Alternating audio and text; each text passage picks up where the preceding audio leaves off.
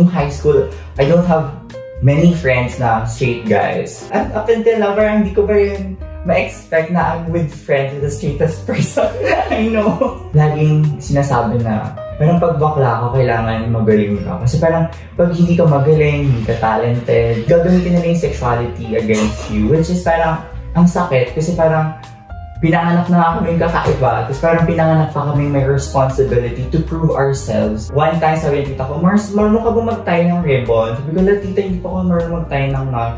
Mas di pa alam, di ba bakla ka?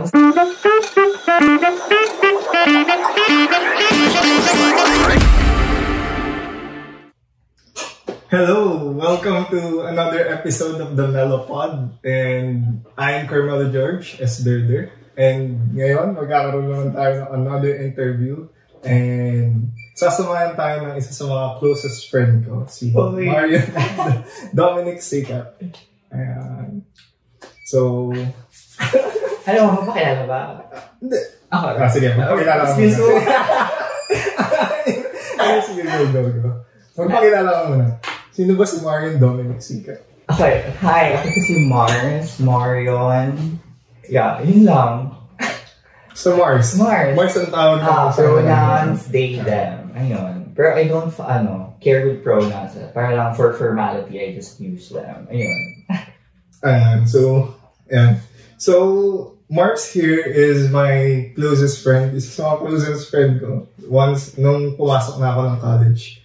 And, ayun, so, tayo, matagal na tayo magkaibigan. Like, it's 2 years na. 2 years na. 2 years. So, ayun. Siguro, inform muna natin yung audiences on, paano ba nag-start yung friendship natin? And, tingin mo, how did our identity shape our friendship? Oh, that's good. Nag-start siya, of course, kasi sabay kami nag-process sa Iconsoc noon. And parang nag-start talaga yung friendship nung unti-unti kaming nababawasan papuntang finals. Up until nabuo yung last 5 freshie, di ba, ng batch bound. Freshman. Ng batch bounded rationality, yung batch namin. So, ayun, nung after namin mag-process, nag-finals kami. Tapos parang doon nag-start kasi kami yung parang iconic na 5 doon sa batch namin, which are, kami ay 25. And kami yung 5 fresh energy na super tapang na sinuong yung alam mo sabi nila, ang tapang niyo for getting, to processing here, like a freshie. So parang, doon siya nag-start, and then, hindi ko in-expect kung na maging close ko sila. Kasi puro sila, like, alam mo yun, guys. Tapos ako lang yung gay dun sa 5. So parang hindi ko in-expect kasi nung high school, I don't have many friends na straight guys. And ang usual circle of group ko dun ay puro female, ganyan. So parang unexpectedly, nag-click kami. And parang naging comfortable na lang ako bigla. Kasi sila nga yung una kong naging friends. And parang, hindi naman sa dahil wala akong choice, pero parang automatically na-feel ko yung warmth agad. Kasi siguro, coming from, hindi naman super layo yung place, pero like, nagdo-dorm kasi ako dito. So parang, yung inahanap kong belongingness, nahanap ko sa kanila. So parang hindi ko yun na, hindi na naging main point sa isip ko na, ay, baka straight to, baka, discriminate ako, or like, i-bully or something. Pero at my mind, inisip ko din na, they are people at mature age na din kasi nasa college na tayo. So parang tinanggal ko na yung worry na yun sa isip ko. And yeah, like up until now, parang hindi ko pa rin ma-expect na I'm with friends with the straightest person I know. So ayun, yun lang. Ayun, so doon sa mga hindi nakakaalam, Iconsoc is our organization, pinaka-unang organization namin. And pumasok kami doon na like first year, first sem. So like pagkapasok sa college, nagpasok kami. And knowing na yung process sa UPL is medyo mahirap talaga siya. Mahirap makapasok. Kakaibang experience siya. So, ayun, medyo talagang na-branded kami na freshy energy. May tanong pa kami saan aabot ang freshy energy mo. Ayun. And yun nga, super unexpected ng friendship namin kasi like, ako, myself, ang, like, from, si Mars siguro yung naging like, best friend ko na talaga na, Hoy, ano ba yan? na gay na, ano na. Kasi, yes, I do have friends na, alam mo yun, na hindi rin straight before. Pero like, yung closeness namin ni Mars, it's a first time. So, very unexpected talaga siya. And siguro ano din, kasi we're from Gen 3 pareha. So, feeling ko, mas naging close kami nung pag umuuwi, ganyan. Kasi parang usually 2 to 3 hours, diba, pag umuuwi tayo. Kasi na 4 pa pag traffic. So, parang, syempre, napag-uusapan na namin lahat-lahat, like, sa van, like, nandun namin napag-uusapan. And I think doon nag-spark yung, I think, deeper friendship namin ni Mel. Ayun. So, ayun. So, since nakilala niyo naman na kami, nakilala na natin si Mars. So, ayun. Ang topic kasi natin today is more of me understanding, yun nga, like, eto, feeling ko hindi rin namin masyadong pag-usapan to in the 2 years of our friendship na, yun nga, siya na nagsabi sobrang straight ko. Tapos siya, like, what do you call this? Ang video na to is like, more on understanding the side of the LGBTQ. Although, hindi naman natin masasabi ma-represent ni Mars yung buong community. Pero, yun, siguro one aspect is yung gay community siguro. As much as possible, try to understand as from a perspective ng isang straight na tulad ko. So, siguro start tayo Mars sa ano.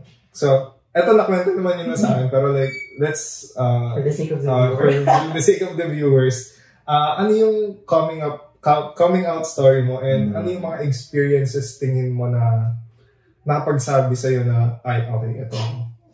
Okay, good question. Coming out, hindi talaga ako nagkaroon ng like super, like yung formal na, yung frightened coming out story. Kasi, ewan ko, like, as growing up, nung bata pa lang talaga ako, parang naririnig ko na sa mga voices ng nila mama, nila lola, ng mga tita ko na parang feminine nga ako gumalaw, which I think, oo. And from a very young age, like, I think kindergarten pa lang ako nun, parang alam ko na hindi ako male, hindi din ako female. I fall something in between. Tapos, nung time na yun, syempre, ano yun, mga 2007, 2008, ganyan, parang hindi pa buo sa akin yung concept na what it takes to be gay, what it takes to be queer. So parang alam ko lang I'm just different.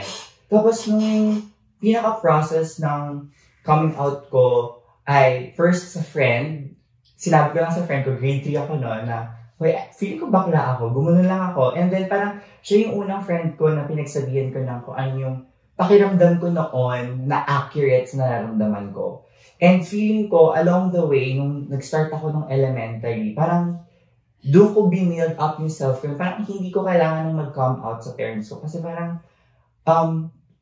parang una, lagi na nila akong tinatanong, parang, Mars, ano ka ba? Like, gano'n. Laging gano'n yung unang tanong. Tapos parang ang means ko of answering is to cry. So, iiyak lang ako. Tapos, kasi nga, before, hindi ko alam kung anong sasabihin ko, kung ano nga ba ako. Kasi nga, hindi ako ganun ka-educated and from a family na walang queer representation.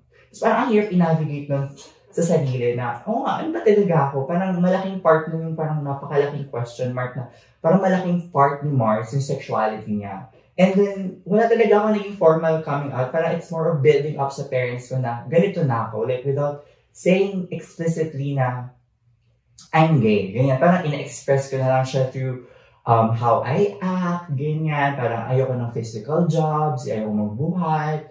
Parang mas gusto ko yung feminine things, ganyan. Lagi kong kabanding yung mga female friends ko over male friends. So, parang gano'n, hindi na ako nagkaroon ng formal coming out sa kanila na, okay, I'm gay, ganyan. Parang natutunan nila yun along the way. And doon ako masaya kasi hindi ko na-experience yung gano'n ng very, tough hand parents na dapat maging straight ka, ganyan. Hindi naman gano'n. Parang it's more on naging open lang ako sa kung ano yung na-feel ko. Parang open din sila to understand kung sino ba ako. Ayun. So, ito yung coming out story. Okay. So, ayun. Yun nga, feeling ko din sobrang, alam mo, swerte ka actually din. Din nga, sinabi mo na hindi ka masyadong, pero before feeling ko na wala pang knowledge din, like hindi na naman feeling ko sa family mo yung wala pang knowledge about queer people. As a whole, like feeling ko nga until now, yung Philippines, hindi naman talaga siya, like it's just tolerating the yung LGBT community, pero hindi talaga siya a true ally na talagang tanggap nila yung community nila. So, ayun. So, feeling ko, yun nga, lucky kayo rin doon. Pero, siguro, turn tayo sa isang misconception ito to better understand din yung ano bang tumatakbo sa isip ng isang gay person. Kasi, eto, medyo trigger warning to. When I was a kid, may napanood akong palabas. Ayoko na lang sabihin yung pangalan kasi sino yung tao na to kasi hindi rin ako masyadong sa source. Kasi yun nga, alala ko lang siya nung bata ako. Pero there was this like celebrity na naging from being a woman, naging transgender male siya. Tapos parang, yun nga, like before kasi, lalo na nung bata pa ako, talagang kontra yung, lalo na sa mga, tawag dito, sa TV, di ba? Parang talagang against yung Filipinos doon. And, yun. So, parang isa sa mga interview na yun, mismong nanay niya is ayaw sa, yun nga, na parang sinasabi niya maging straight ka, gano'n. And isa sa parang nasabi niya dun is, sinabi niya sa anak niya na parang, ako rin nung panahon ko, may nararamdaman din ako na ganyan. Pero like, ako naman, overcome ko na, tas nabalik ko sa parang track na, babae talaga ako. And usually, yun din yung pansin ko sa ibang mga like fathers na how they treat their yung mga anak nilang queer na yung iba parang tinatry pa nilang like yung iba binubugbog talaga nila kasi like parang tumigas daw sila yun yung parang maging tigasin sila. So ano yung masasabi mo sa ganung misconception na like parang nasa utak lang ng isang ano yan na yun nga ano mong masasabi mo? Actually bukod sa hindi ako nagkaroon ng like formal coming out story sa parents ko, isa din yan sa mga challenges na na-face ko. Yung parang kahit alam na nila yung sexuality ko, andun pa din yung stereotype na parang, okay, parang wanted bigyan nga nila akong condition, parang, Mars, sige, pwede kang maging gay, pero huwag kang maging si Vice ganda, ganyan, huwag kang magbihis pang babae. Tapos parang wanted kinausap ko yung mother ko, tapos sabi niya, what if mag-boyfriend ako? Tapos sabi niya, okay lang na, basta huwag ka lang magko-commit sa mga, alam niyo, sexual acts, ganyan. Pero, parang, in my mind, parang, ang hirap nun, kasi, parang, what's love without lust, diba? Parang, yun, isa yun. Tapos parang, ang hirap lang na, parang, every time na pinaglalaban ko lagi sa parents ko na, hindi na kasi ganyan yung thinking ng society ngayon. Like, diverse na siya. Hindi na siya nababox lang into certain things na, okay, dahil pinanganak siyang lalaki, ito na yung bagay na dapat niyang i-practice as he grow up or as that person grows up. And siguro, paano ba? Siguro, hindi na kasi natin talagang mababago yung current generation. Sabi nga nila, you can't tame an old dog. So parang, siguro na lang siya, more on manifestation sa future generations or sa future parents na if magkakaroon sila ng child, alam niyo, maging open sila sa sexuality ng anak nila na hindi lang dapat siya nalilimitahan sa kung ano yung nasa between ng legs ng anak nila. So like, gusto ko tanong ano naging realization mo? Like, what do you think? Or ano yung na-feel mo na okay, nag-conclude sa'yo na straight ka? Kasi parang ang hirap dun on our end na parang bakit all the time lagi yung burden of coming out or saying your sexuality lagi nasa burden ng queer community na parang okay, dahil hindi ka straight, hindi ka nag-fit dun sa norms ng society, sa gender. Parang may obligation ka na, okay, I have to come out. Kasi parang, okay, para malaman nila na gay ako, hindi ako straight, ganyan, para walang maling assumption. Like, gusto ko lang din malaman, in your perspective, paano yun? Like, paano mo na-determine na, okay, straight talaga ako from the get-go? Ang gandang question yun, pagdapat mo. Kasi like, I was never asked ng ganyang bagay. Kasi like, yun nga, wala naman sa amin yung burden of like coming out kasi yun yung norm. Actually, magandang tanong, ano ba ang isang babae? Anong isang lalaki, di ba? Kasi like, yun, para ba maging babae, kailangan may, ito mga nabasa ko na parang maging babae, kailangan ba kaya mo mag-bear ng anak? So, parang ganun. Na dapat may mattress kang ganun. Paano like, sinasabi nila, paano daw yung mga like, may may sakit na can bear a child. So, ayun nga, hanggang ngayon, actually, blur na nga rin sa akin kung what it means to be a man ba? What it means to be a Or do you think ba na-pressure ka lang sa society kaya nag-confirm na I think I'm a straight guy? Feeling ko naman, hindi. Kasi, nung high school din ako, I've experiences din naman.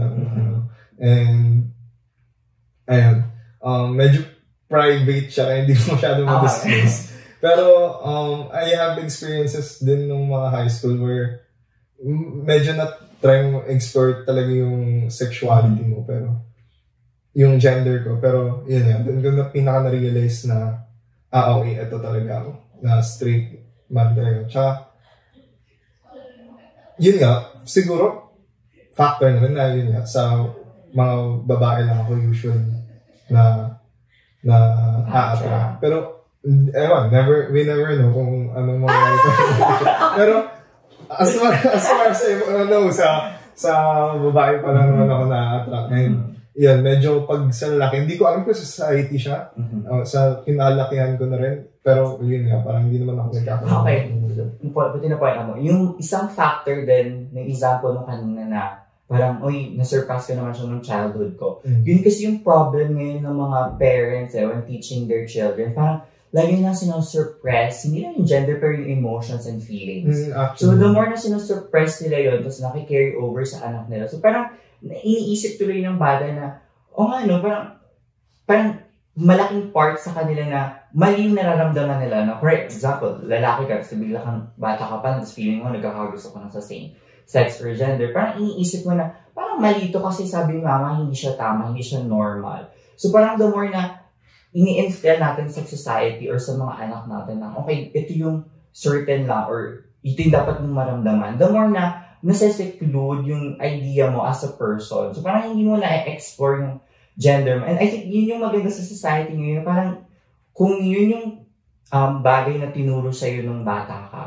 and now, for example, you're college na, you're mature, you're in legal age. So, parang yun yung parang point of inflection for you to discover na, what if hindi pala talaga ako straight? What if na-pressure lang ako sa society to be like this? Or parang sinasabi ni mama na, okay, dapat ganito ako kasi lalaki ako, ganyan. So parang dapat i-end na yung gano'n na wag nang i-suppress yung feelings or emotions or whatever. Kasi doon talaga nagsistart yung confusion na parang pag nasusuppress, nagpapatong-patong, hindi mo na na-express yung true self mo. So hindi ka na, you don't live yourself like as truthful as you should be. So, ayun.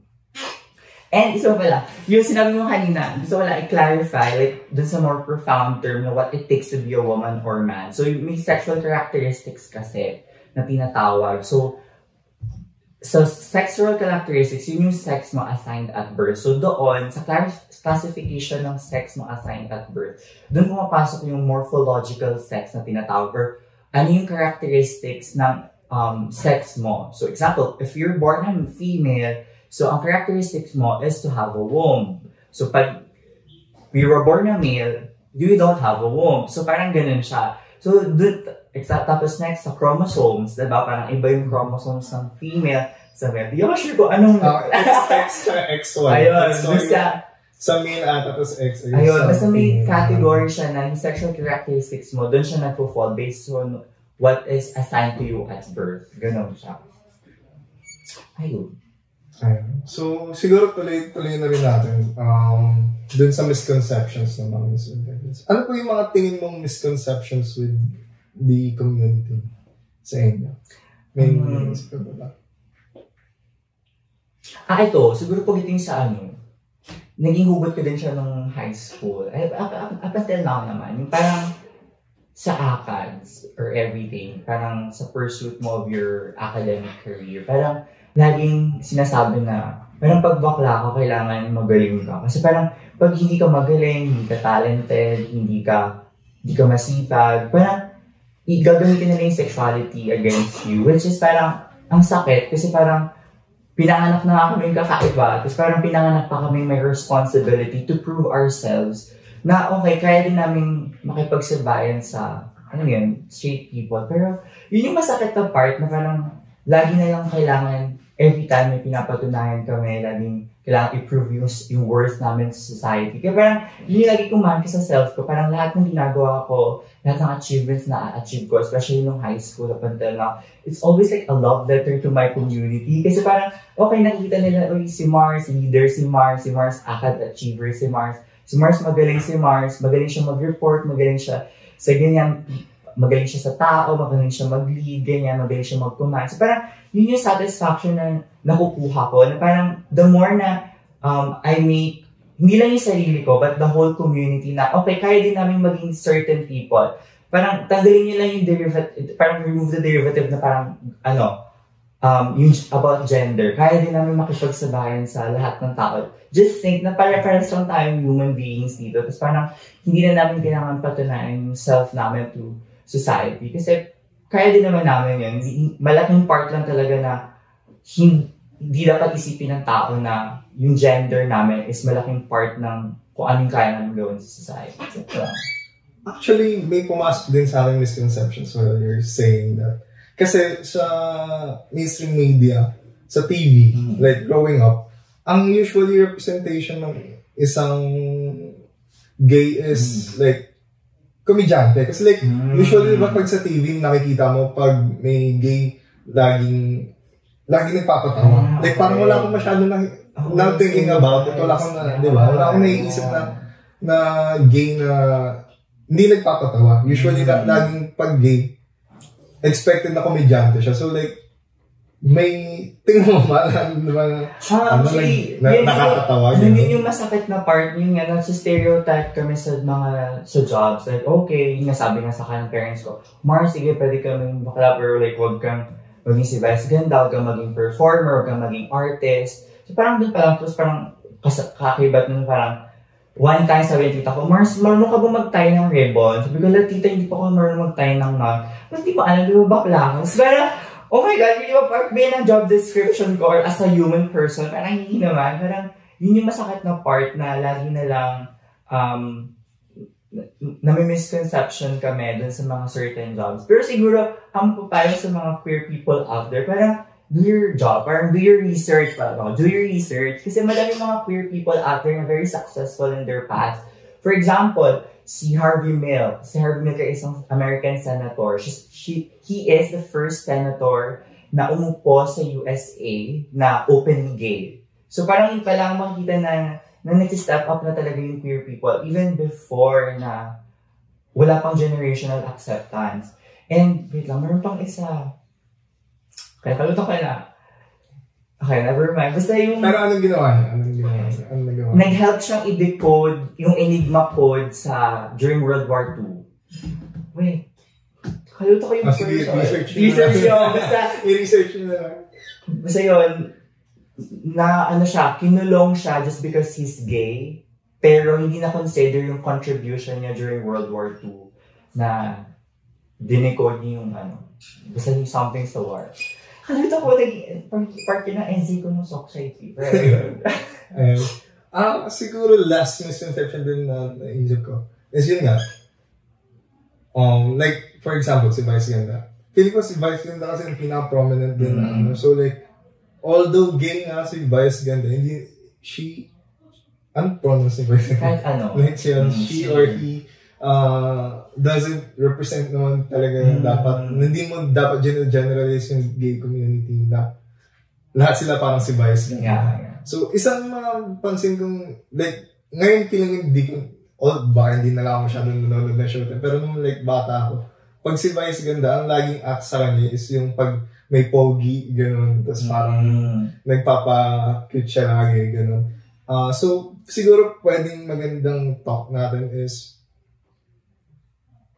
pwede ba talagang platonic lang yung friendship between a straight male and a gay person na although feeling hindi naman siya topic dito sa LGBTQ community. Alam ko may mga topics din na kung pwede ba maging platonic lang ang isang lalaki at babae, pero yun, sa side mo, sa tingin. I mean, feeling ko naman, kami, testament kami doon. Nakakalinis. Pero, ayun, ang opinion mo about it? ewan ko, kasi nga, may word na nga na platonic. So parang ewan ko, hindi ko siya ganun kinoconsider na parang malaking factor to consider yung sexuality ng isang straight person. So parang, ano pa rin siya, nasa innermost self mo pa rin, kung paano mo i-identify yung gender mo, and kung anong sexuality na gusto mong piliin or i-pursue. And yung pagiging platonic, parang ano lang siya, parang, feeling ko malaking part doon ay, subconscious effort lang na parang nagagawa mo lang siya, pero hindi mo naman talaga siya minimin, gano'n. So parang, for me, hindi siya yung parang huge factor. Parang may malaking factor pa na pwede mong i-explore yung sexuality mo or yung gender mo. Parang, yun, hindi na siya natitigil dun sa gano'n concept. Anyway. Parang matagila. Ayun, eto, walkthrough mo pa siguro ako. Ano pa ba yung mga tingin mo, may mga rants ka pa ba na gusto mo i-share about sa inyo na tingin mo hindi namin naiintindihan? Oh my God.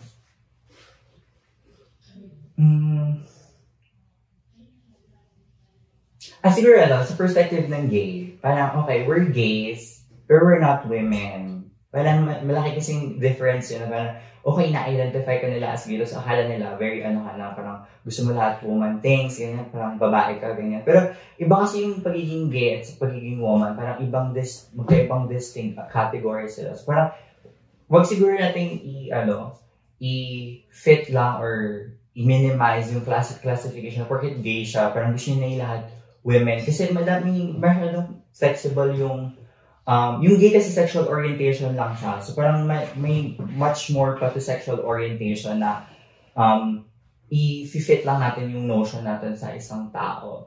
So ayun, yun yung isa. Second, ano po ba? Rants.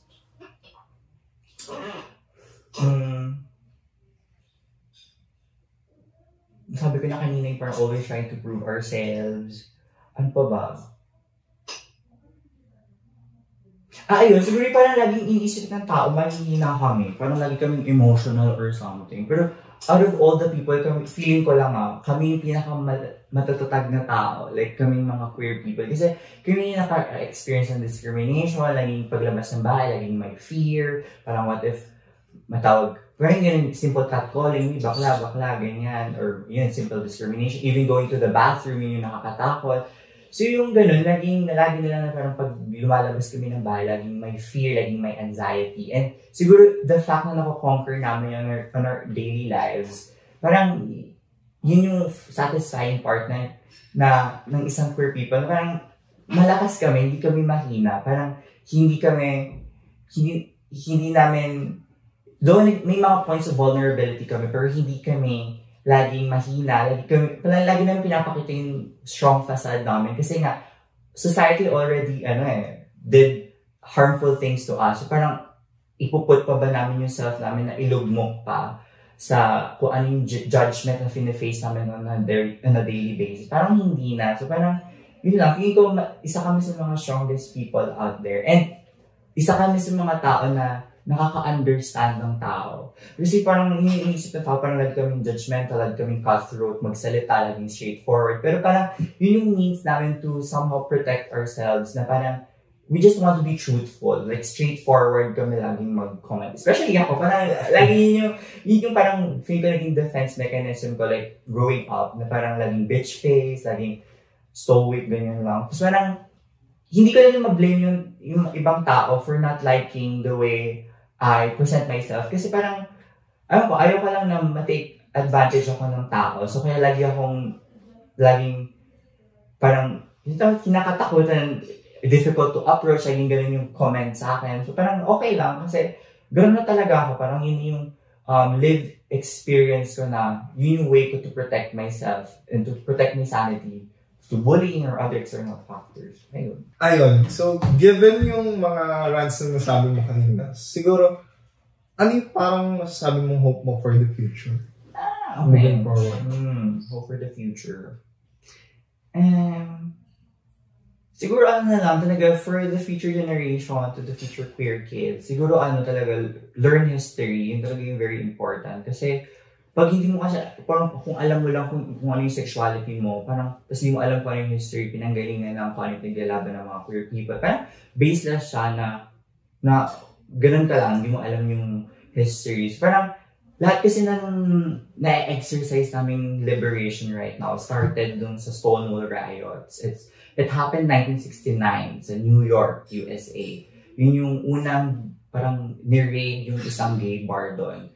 Just because nagpo-perform yung mga drag queens doon, yung mga transvestites, nagpo-perform sila. Parang doon, parang illegal or criminal case ng pagiging gay. So parang doon nag-start, sa Stonewall riot na yun, yung queer liberation na na-exercise natin ngayon. And I think, yun yung laging sineselebrate every June. So, yun yung reason dapat inaalala natin kung bakit siya sineselebrate. Kasi, a person had sacrificed sa riot na yon just to have kung anong tinatamasa natin ngayon. Example, Marsha P. Johnson. Siya yung isa sa mga iconic queer people that have graced the queer history. Kasi, siya talaga yung nag-pioneer na kung anong pinaglalaban namin ngayon. Kasi yung Pride, it's a Western concept na nagsimula siya sa USA that later on branched out to more secluded societies like Asia, like tayo na very Catholic, ganyan, very conservative. Nag-branch out siya dahil doon sa nangyari sa Stonewall riot. So I think very important na tandaan natin yung mga people that walk before us. Kasi doon mas ma-appreciate ng queer people yung life natin in general at kung ano yung gusto natin ipaglaban. Kasi parang up until now, yun nga, tolerance na lang lagi, wala pang, parang okay, we're culturally celebrated pero hindi tayo politically recognized and hindi tayo dapat magsawang ipaglaban yun. Up until the end na we're politically recognized. Kasi, ewan ko, for me, very fortunate kayo na to have like, okay, may marriage, ganyan. It's parang, the law is built to only men and women. Pero pagdating sa circumstances ng queer people, parang hirap i-navigate. Like, for example, yung sa healthcare, ganyan, like, example, yung sa hospital, kailangan immediate family. So, paano pag-couple kayo? Like, parehas kayong straight person. Parehas kayong same sex. So, hindi mo mapipirmahan yung document ng partner mo kasi hindi kanya immediate family. Hindi siya recognized dito. Yun yung mahirap. And I think, yun yung, like, first, understand history. Tapos, pag na-understand and appreciate mo na yun, mas ma-understand mo na kung ano yung mas pinaglalaban ng society ngayon. Ayun. Ito pa pala, yung history. Alam mo ba bakit L ang nauna sa LGBT? Bakit? Kasi una, dapat G yun. Like initially, letter G yun. Pero noong mga late 1960s, 70s, 80s, like late 1980s, nagkaroon ng HIV pandemic. HIV pandemic sa USA. And because of that, ang naging main, parang, ano ba, victims. Victims ng virus na yun ay mga gay people. So, to be able to mobilize yung fight for the rights ng community nun, yung lesbian group, yung nag-help to aid yung mga nurses ng time na pure lesbians, sila yung nag-aid sa mga gay people. And at the same time, sila din yung nag-fight for the rights ng queer community in general. So like, in return to recognition sa efforts nila during the HIV pandemic sa USA, parang inuna sila dun sa letters. Kasi nga, naging malaking part sila, not just to, parang aiding the virus nung time na yun, but also naging malaking part sila dun sa pag-continue, sa pag-resist sa queer rights sa USA. Kaya nauna yung L sa LGBT. Gan. So parang inisip na, bakit L? Hindi naman ganun ka-appreciate yung mga lesbian people nowadays. Pero malaking part nun ay yung history. Malaking part sila ng history natin, yung mga lesbian people. Kaya una sila sa LGBT. Ayun, ganon. Parang yung dami ko natututunan kahit like ngayon ko na nalalaman yung mga bagay na to. Diba? So, ayun.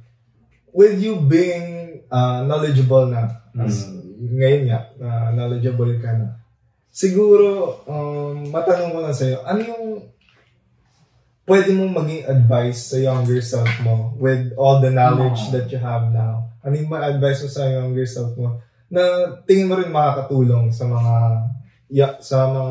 bata na nahihirapan pa rin to identify? Uy, nakakayak naman.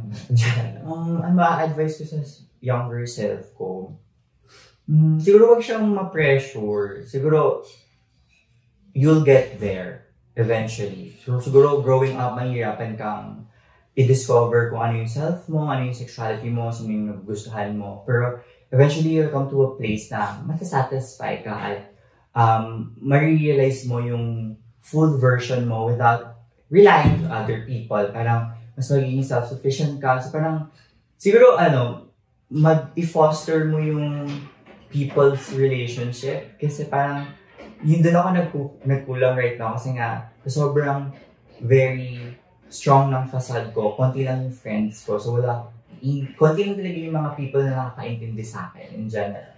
And so parang gusto ko sabihin sa younger self ko na siguro let your guard down a little bit. Parang huwag kang super bitch face, huwag kang masyadong strong personality kasi baka yun yung maghinder sa'yo in the future na baka ikaw na lang talaga all throughout mo walang friends. So ayun.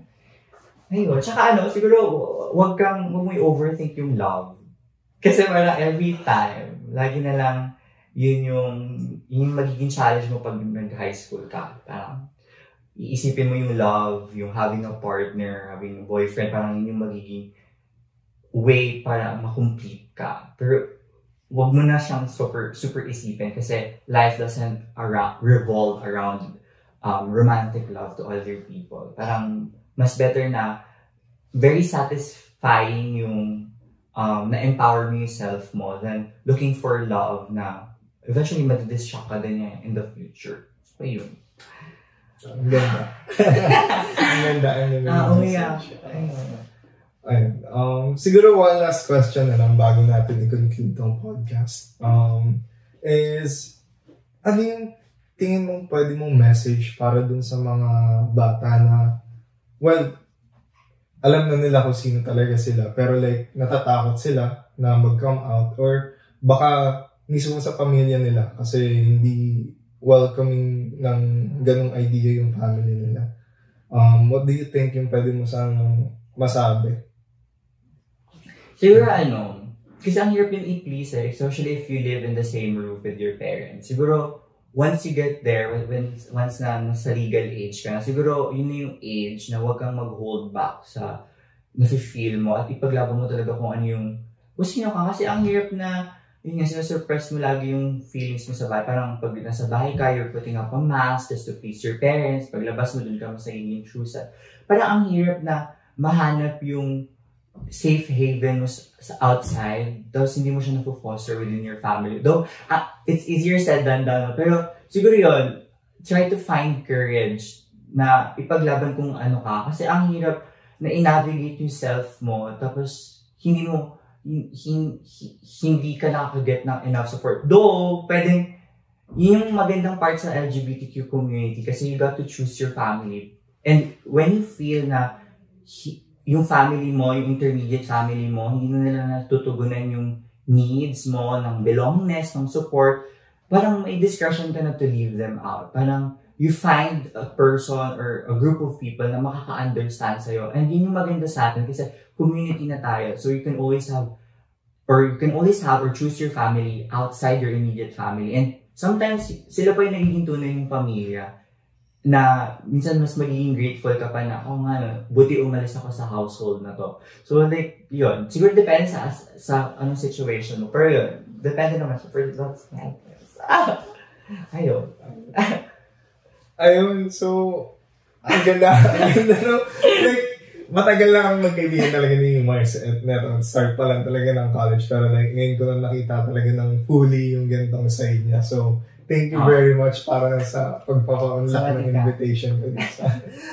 So, feeling ko mapapabalik to. So, ayun, if gusto nyo palang more content na like kasama si Mars, so comment lang ngayon and like nyo yung video. So, malay mo, maka-ulit si Mars. So, ayun. And, ayun, once again, thank you very much talaga. I was enlightened and sana yun nga, yung mga audiences din natin, and especially yung mga people na katulad mo na nahihirapan pa rin to speak for themselves. So, ayun. So, conclude na siguro natin yung video. If you like the video, so don't forget to like. Tapos, follow nyo na lang din kami sa socials. Ako, nasa description naman na lahat. Ikaw, gusto mo ba yung socials mo? Hindi, naka-private siya. Naka-private siya. Ayun. So, yun na naman. Thank you very much and see you sa next episode ng podcast. Bye. Hey. Ayan. Welcome. Kaya lang, hirap. Grabe naman yung ngiti mo. 1, 2. Hey lang! Ano ba? Baka maging masaya? Sige.